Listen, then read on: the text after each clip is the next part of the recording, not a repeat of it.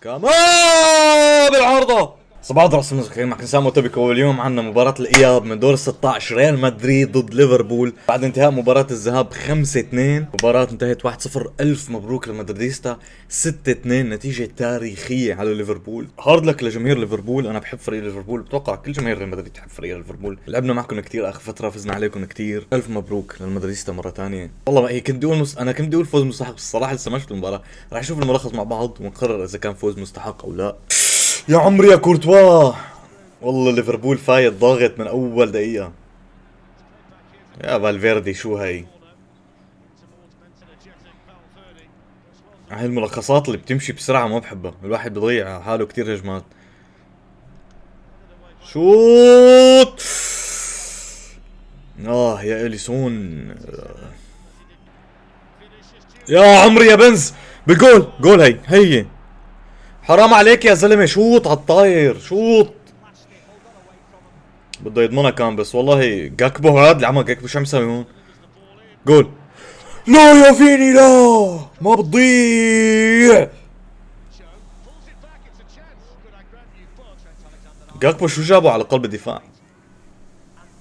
حرام يا فيني، والله ما بتضيع. يلا يا كاما بالعارضة. والله كان جول عالمي، والله كان جول عالمي. يا حرام، شو الفرصة اللي عم تضيع؟ يوه شوفي شو كأنه ليفربول ما اجى معنا على المباراة. لا يا فيني انفراد، ما عم لحق الهجمات وملخص كثير سريع. حلوة كورتوا وحش، كأنه ليفربول ما اجى معنا على المباراة يا كورتوا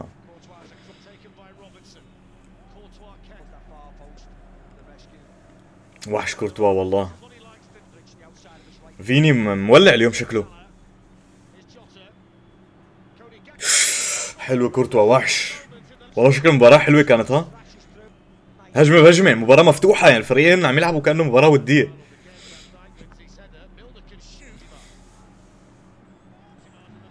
يلا فيني. لا يا حرام، شو هذا اللي طلع؟ ما علينا، هجمة يا حرام. فالفيردي انفراد، حاج ضيعوا طابات. شو هاد؟ جول هي. يا فالفيردي، كادت يا بنزيما.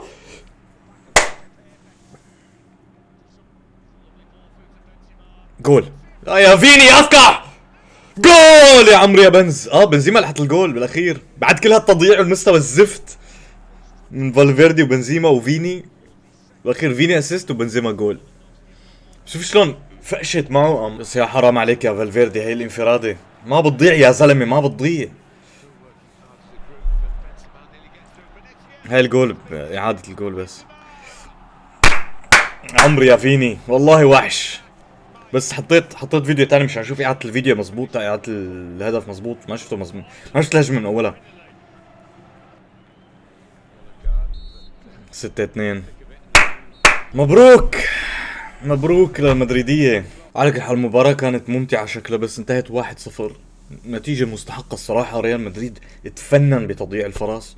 منيح ما شفت المباراة لاني كنت رح انجلط يعني على هاد كم تضييع الفرص اللي ريال مدريد ضيعها. الصراحة كان ليفربول المفروض يقدم شخصية اقوى بالمباراة، يحاول يرجع بالنتيجة، يسجل هدف باول شوط.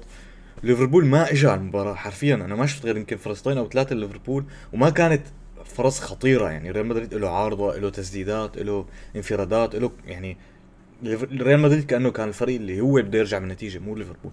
على كل حال هاردك ليفربول، مبروك لريال مدريد. انا بدي بايرن ميونخ بدور الثمانيه، ان شاء الله يطلع عنا بايرن ميونخ بالقرعه. الفرقه اللي مو حابب لاعبها الصراحه لا السيتي ولا نابولي. اولا انا بشجع نابولي، فبحب نابولي. ما بدي يطلع ريال مدريد ونابولي وفوت بهالحيره دغري بكير لسه دور 8. وما بدي لاعب السيتي لانه فريق رخم الصراحه. بنشوف القرعه ان شاء الله وبنعمل رده فعلنا عليها مع بعض.